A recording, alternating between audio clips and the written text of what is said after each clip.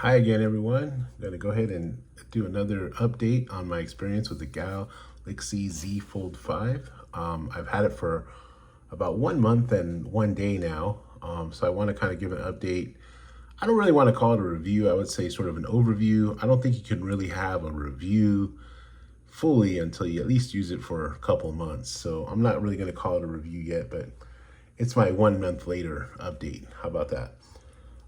So I mentioned before I carry a Galaxy phone. I usually would carry an Android phone for work and an iPhone for friends and family that have iPhones for the iMessages and the sharing of videos and photos.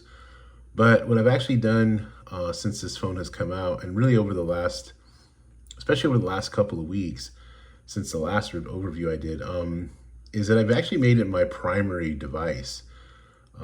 Only a very few number of people actually have my secondary iPhone number now, and I really love it. The experience has been really great so far. I use most of the time. I use the phone in this mode here. My experience with it so far, the battery life has been good. So I wanted to share that with you. I'll talk about that first because I think that's kind of like the primary thing with these devices is like, is it going to be a battery drain? So I'm getting pretty consistent battery life. So I just want to share with you what I've done today, for example.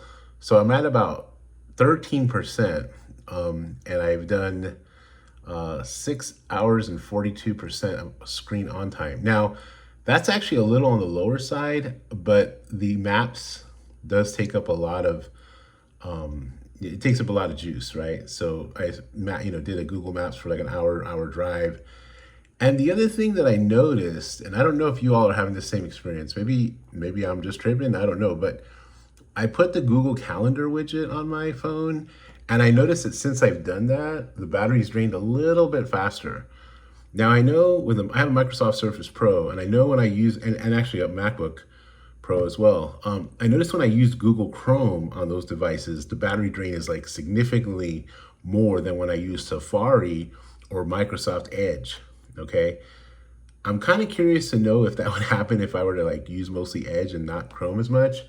So I'm kind of curious to know if anyone has the experience, but I did notice that when I put the calendar widget on, I actually took it off because, it's my business.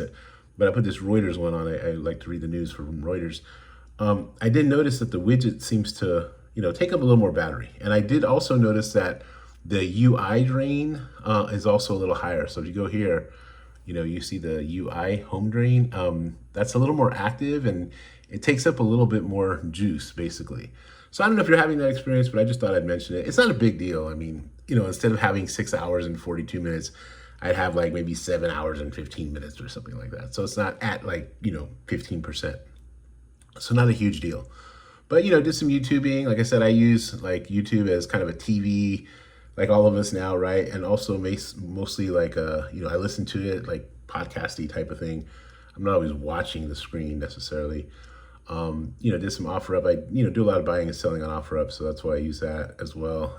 And, messages, did some Chrome. So just thought I'd mention it, did a little Amazon shopping, YouTube Studio, etc. But, just something interesting. But, the battery life in this thing has been very consistent. That's what I'll say for it. And I never have had battery anxiety with it. I've never felt like I needed to plug it in mid-afternoon or anything like that. It's always been like way in the evening, or when I go to bed, I just charge it overnight. So, it's been good. The durability of the device, the hinge, the little improvements they've made are really significant. They're, like I said in the last review, they're all in the right areas. So I think that's one of the things that I really appreciate about this update. Again, it's not an upgrade, but it's an update, and it's all in the right spots. The hinge is, still working really incredibly. It's easy. I don't have a case on it, so it's a little harder to hold open. But it's really good. It's snappy. It just feels like it has really good build quality. I actually felt a little bit, I don't want to say nervous, but like I could tell with a 3, it was really kind of flimsy after a while, and it didn't even take that long. And I noticed that the indentation on the screen, like really quickly, it kind of like you can really notice it and feel it like here. And with this one, I don't feel that way. The 4, I started getting that crackling sound on the 4 on mine, so I ended up selling that one But it's good. Obviously, the other thing I love about it is the duality of it, right? So you have the, obviously this little slim thing. Someone made a really good point in one of the reviews, and I don't remember who it was, but they said that this is a much smaller phone than they thought it would be. That it's actually a small device, and when you have it like this in your pocket, even though it's a little thick, it's not that bad. It's actually, it feels small. I like the slimness of it. I know there's always this back and forth about an outer display, and I'm not going to talk about that too much because I mentioned in the last video, I'm okay with this size. I think even that little tiny bit of size they increased from the 3 to the 4 made it actually a pretty good difference. But I'm fine with this size of outer screen. If they made it a little bit bigger, okay, fine. But I really don't want to mess with the aspect ratio of the inner screen. I don't want to hold like a rectangle here. I like this more square feeling to the phone. That's just me, okay? But speakers sound really good on this thing. As far as build quality is concerned, my experience with the camera, I think it still struggles a little bit with, it's much better camera than the last model. So let me just say it's better than the 4. And it's an underrated camera, okay? So it's not a bad camera by any stretch. My issue with it, I think sometimes with the motion, it struggles with motion. So if I'm, taking a video of my son, or really a photo of my son or my dog, and they're moving around, you can kind of see blurry. I'm going to do a better camera kind of update and maybe a video specifically on the camera later on, but it'll get a little blurry, whereas the iPhone doesn't really do that. Then, video camera as well. And the other thing it kind of struggles a little bit with the camera has a little bit of struggles is with lower light. So I'll show you a couple of examples. Let me go ahead and pull up a couple of photos real quick. And this is a picture of my dog. And this is kind of an overcast day. And it's pretty sharpened. It's a little over sharpened. Just kind of just hanging out. It's a little over sharpened, but it looks good, and it comes out pretty clear. You can see her pretty well. But this is a picture of her, and I'll pull up another one of her later on in the evening. And this is, she's lying in her bed, and it struggles a little bit with like the low light. She looks a little blurry in her face. And this is, in the room, she's, ready to go to bed. And, it's a dark room. It says a little tiny bit of light. So, it's way better like in the sunlight outside. This is not really a nighttime photography type of phone, okay? And this is another video of her. What I do like is these portrait modes. It's actually pretty good. I really like this picture of her. She's just kind of hanging out with her bone there. And, it takes a really nice portrait picture. So the camera is much better than the other folds, and I would say it's really on par. I don't think it's quite as good as S23 Ultra, of course, but it's really good when you get it in the right lighting. And it doesn't, it does struggle a little bit again with low light, a little bit with the motion, but it can get some really good shots. So if you're not, if you're not a huge camera person, I think it's okay. And even if you are, I think it's okay. And I'm not even using like any of the internal stuff, right? Like, the raw mode or anything like that, or the professional mode. So, I really like it. Sorry about that. I was just going to pull up the screen again. Now, the other things I obviously prefer are just kind of more software-ish. I think that, I like the integration of Microsoft. The Microsoft Office Suite, I mentioned that before in my last video. The customization of Android, of course, the notifications are way better on Android than on iPhone, in my opinion. Voice texting is off the charts. I hate voice texting on my iPhone or on any iOS device.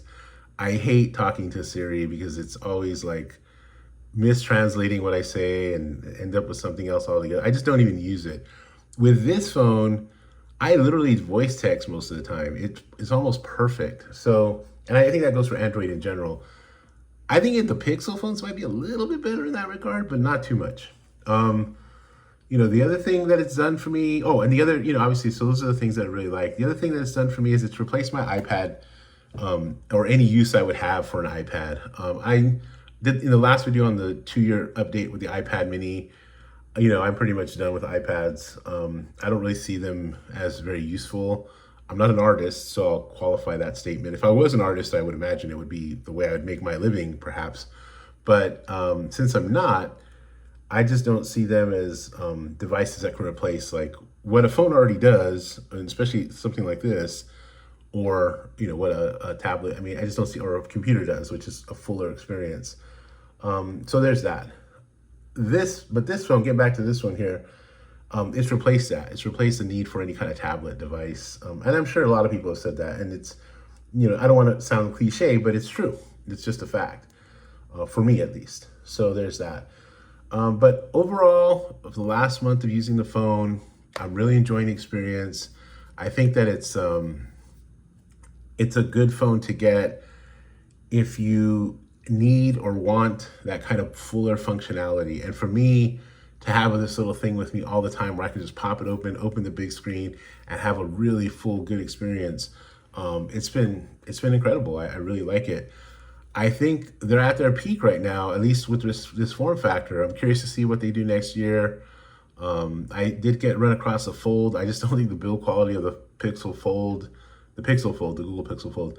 I saw one in a store, and I don't think that it's nearly on par in terms of build quality. The screen is nice, outer screen, but the brightness is not, nearly as good. Oh, I did want to mention one thing on the internal display. The brightness, you kind of need it, because in the sun, the one thing about the plastic screen is that it kind of reflects the sun a little more, but it's not obtrusive. So, you can, like, if you're going to read a story and you're out, you want to read some stuff. Oh, here's a recipe here. It's not as bright, even though it technically is as bright as, like, say, the S22 Ultra with 1750 nits. It's not quite as bright because of the screen reflection, whereas the S22 Ultra, you won't necessarily do that. The S23 Ultra is even, I don't know, I think it's brighter, or maybe it's around the same brightness. I just feel like with those phones, even though they're technically the same brightness, you don't see them as well. So, just a little kind of observation there. But anyway, that's been my 1 month experience with it. This is my primary device. I'm really enjoying it. Yes, I still do carry an iPhone around, but very limited usage, primarily for fitness tracking with the Apple Watch. My family and really close family, and I'm talking like limited number of people, will iMessage me, but that's it. I primarily have been using this as my number one phone here. But anyhow, so thanks for watching again. The support's been amazing. I think I'm up to 135 subscribers. I don't even know what to do with that. That's just really cool. So, that's it for now. Hope you're well. I hope your family's well, and take care of yourself.